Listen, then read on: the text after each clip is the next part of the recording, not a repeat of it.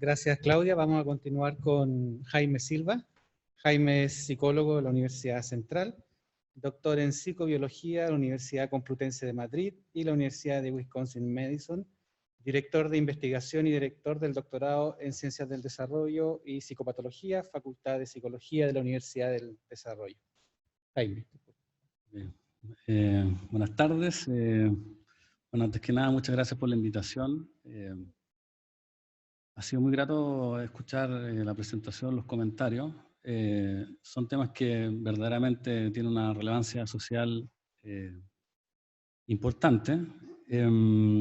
Y en mi opinión, creo que el punto de vista psicológico y el punto de vista de la salud mental, ¿no es cierto?, juega un rol muy central también en esto que estamos discutiendo. Ahora, como acá hay muchos expertos en el tema y han discutido todo el día sobre esto, en realidad yo me quiero dar alguna licencia también, y quisiera quizás comentar algo un poco más casi de índole filosófica respecto de este tema de la inmigración, lo que conlleva a la base, ¿no es cierto?, como experiencia humana, ¿ya?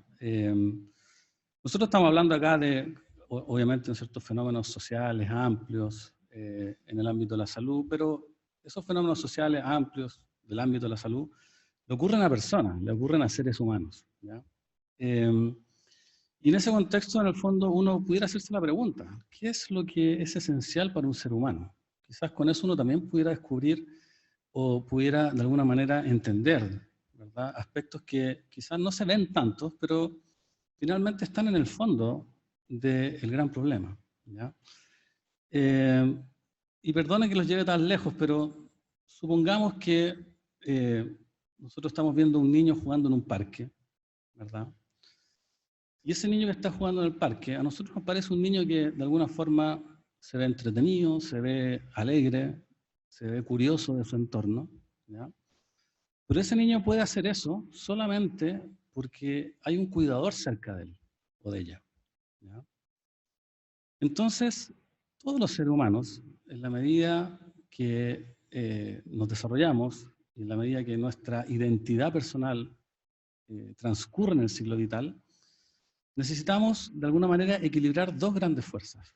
Una fuerza es la necesidad de pertenecer, la necesidad de ser protegido, la necesidad de ser reconocido. Y eso te lo da un cuidador. Pero todos también, y al mismo tiempo, necesitamos ser un ser independiente, autónomo, con libertad, ¿ya? Entonces, no sé quiénes de ustedes tienen pareja en este momento, pero cuando uno tiene una pareja pasa lo mismo. Uno dice, me gusta tener pareja, ¿no es cierto? Me gusta saber, yo estoy casado, me gusta saber que está mi señora, pero también me gusta hacer mis cosas, ¿verdad? Y me gusta, no sé, salir con amigos, tener mis temas, tener mis propias actividades, qué sé yo. Entonces, si ustedes ven, esto no es solamente un fenómeno que tú ves en un niño, tú lo ves a lo largo del ciclo vital. Las personas necesitamos siempre lograr un equilibrio entre pertenecer, ser reconocidos y por otro lado ser un ser independiente. El sufrimiento humano, aunque parezca muy lejano esto, el sufrimiento humano siempre está conectado al desequilibrio en una de estas dos necesidades, ¿ya? Y en ese sentido, uno pudiera decir, los seres humanos somos tremendamente sensibles, quizás es lo que más sensibles somos, es a perder alguno de estos aspectos de nuestra identidad personal, ¿ya? Por ejemplo, yo veo pacientes también, aparte de toda la parte de investigación, me toca atender pacientes, y le voy a poner un ejemplo muy, muy simple y muy básico, que tú dices, bueno, en realidad tenemos esa necesidad profunda, ¿ya? Está un paciente cenando con su esposa, y él tiene, siempre que va a cenar, pide lo mismo, ¿ya? Y pide un pedazo de carne con una ensalada de palta con palmitos, ¿ya? Y entonces él va a comer su ensalada con palta palmito y la señora le dice si le puede dar un poco. Entonces él, con cierta dificultad, le da un poco, ¿ya? Bueno, la cena transcurre y él se fija al final de que terminan de comer que ella no se comió la parte de la ensalada palta palmito que le había pedido. Entonces le decía, bueno, ¿qué es esto?, me decía. Ella hace esto para ¿Agredirme?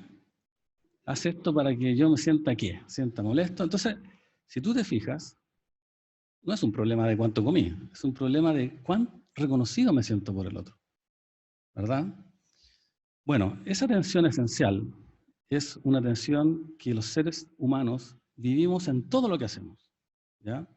Y de hecho, esta necesidad de independencia y de ser con otros, luego se expresa en los grupos sociales. Los grupos sociales se pueden organizar en grupos que son más colectivistas y entonces que tienden más a buscar el reconocimiento entre los pares, entre los grupos.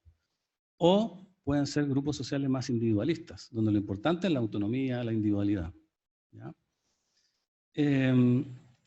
Y cuando nosotros hablamos de inmigración, sin darnos cuenta, hablamos justamente de una tensión básica en estas dos dimensiones.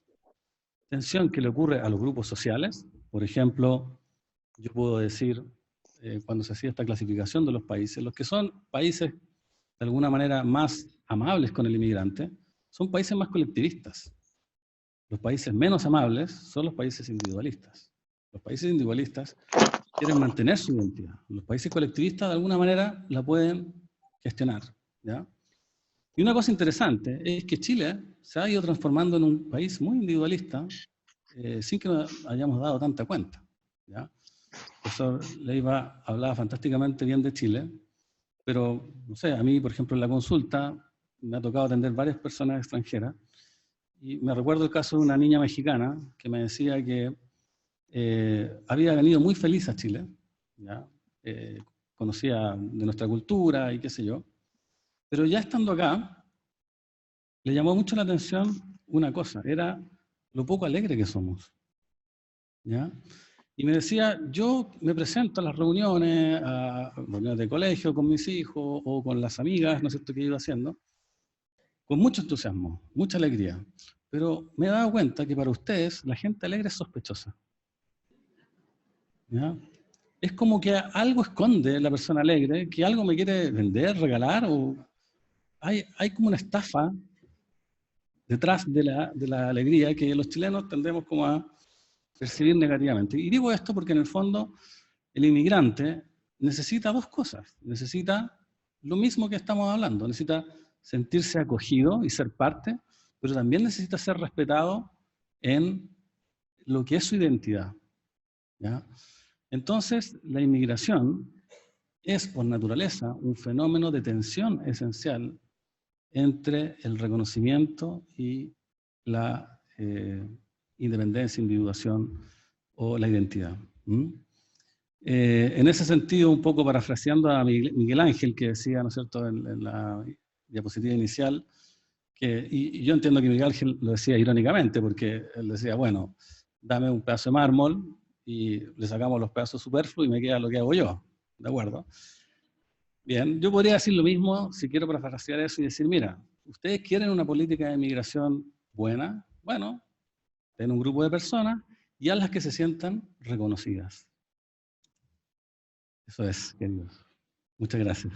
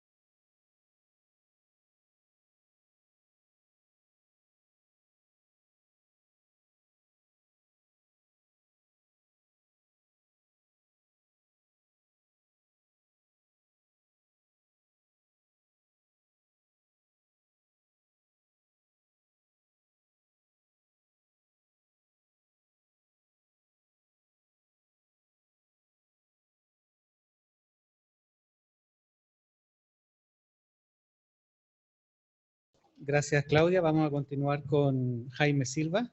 Jaime es psicólogo de la Universidad Central, doctor en psicobiología de la Universidad Complutense de Madrid y la Universidad de Wisconsin-Madison, director de investigación y director del doctorado en Ciencias del Desarrollo y Psicopatología, Facultad de Psicología de la Universidad del Desarrollo. Jaime. Bien. Buenas tardes. Bueno, antes que nada, muchas gracias por la invitación. Ha sido muy grato escuchar la presentación, los comentarios. Son temas que verdaderamente tienen una relevancia social importante. Y en mi opinión, creo que el punto de vista psicológico y el punto de vista de la salud mental, ¿no es cierto?, juega un rol muy central también en esto que estamos discutiendo. Ahora, como acá hay muchos expertos en el tema y han discutido todo el día sobre esto, en realidad yo me quiero dar alguna licencia también, y quisiera quizás comentar algo un poco más casi de índole filosófica respecto de este tema de la inmigración, lo que conlleva a la base, ¿no es cierto?, como experiencia humana, ¿ya? Nosotros estamos hablando acá de, obviamente, ¿no es cierto?, fenómenos sociales amplios en el ámbito de la salud, pero esos fenómenos sociales amplios del ámbito de la salud le ocurren a personas, le ocurren a seres humanos, ¿ya? Y en ese contexto, en el fondo, uno pudiera hacerse la pregunta, ¿qué es lo que es esencial para un ser humano? Quizás con eso uno también pudiera descubrir o pudiera de alguna manera entender, ¿verdad?, aspectos que quizás no se ven tantos, pero finalmente están en el fondo del gran problema, ¿ya?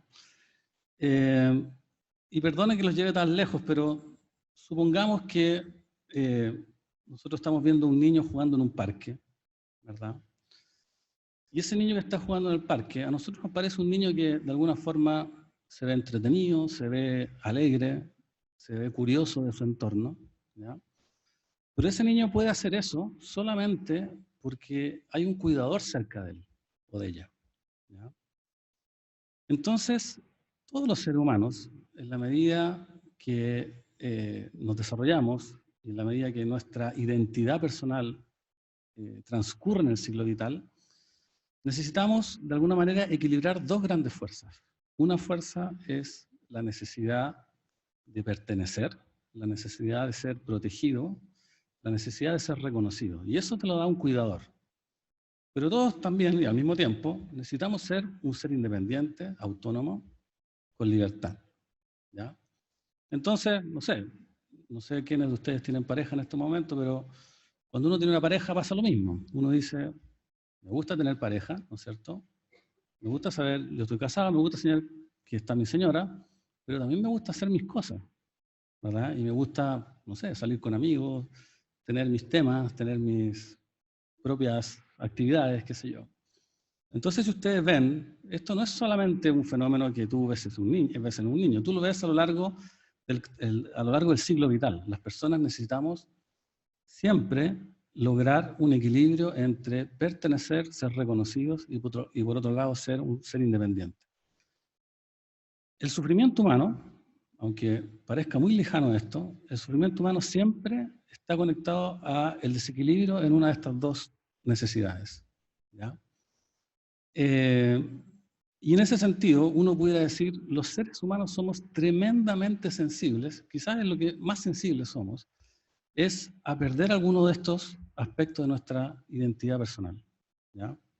Por ejemplo, yo veo pacientes también, aparte de toda la parte de investigación, me toca atender pacientes, y les voy a poner un ejemplo muy, muy simple y muy básico, que tú dices, bueno, en realidad tenemos esa necesidad profunda, ¿ya? Está un paciente cenando con su esposa, y él tiene, siempre que va a cenar, pide lo mismo, ¿ya?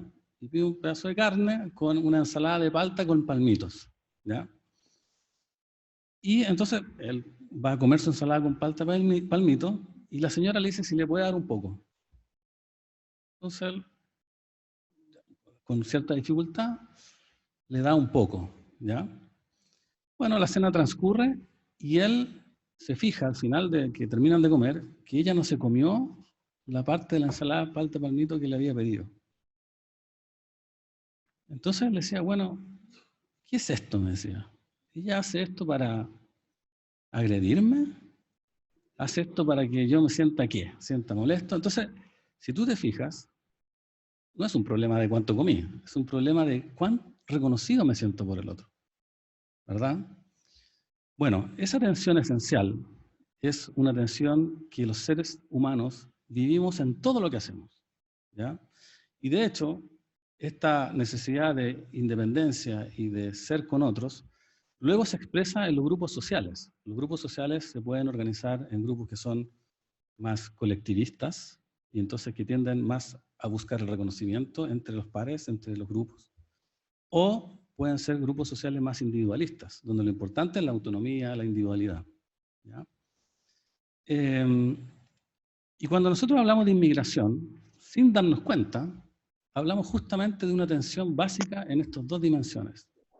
Tensión que le ocurre a los grupos sociales. Por ejemplo, yo puedo decir, cuando se hacía esta clasificación de los que son países de alguna manera más amables con el inmigrante, son países más colectivistas. Los países menos amables son los países individualistas. Los países individualistas quieren mantener su identidad. Los países colectivistas de alguna manera la pueden gestionar, ¿ya? Y una cosa interesante es que Chile se ha ido transformando en un país muy individualista sin que nos hayamos dado tanta cuenta, ¿ya? El profesor Leiva hablaba fantásticamente bien de Chile, pero, no sé, a mí, por ejemplo, en la consulta me ha tocado atender varias personas extranjeras y me recuerdo el caso de una niña mexicana que me decía que había venido muy feliz a Chile, ¿ya? Conocía de nuestra cultura y qué sé yo, pero ya estando acá, le llamó mucho la atención una cosa, era lo poco alegre que somos, ¿ya? Y me decía, yo me presento a las reuniones de colegio con mis hijos o con las amigas, ¿no es cierto?, que he ido haciendo, con mucho entusiasmo, mucha alegría, pero me he dado cuenta que para ustedes la gente alegre es sospechosa, ¿ya? Es como que algo esconde la persona alegre, que algo me quiere vender, regalar, o hay como una estafa detrás de la alegría que los chilenos tendemos como a percibir negativamente. Y digo esto porque en el fondo el inmigrante necesita dos cosas. Necesita lo mismo que estamos hablando, necesita sentirse acogido y ser parte, pero también necesita ser respetado en lo que es su identidad, ¿ya?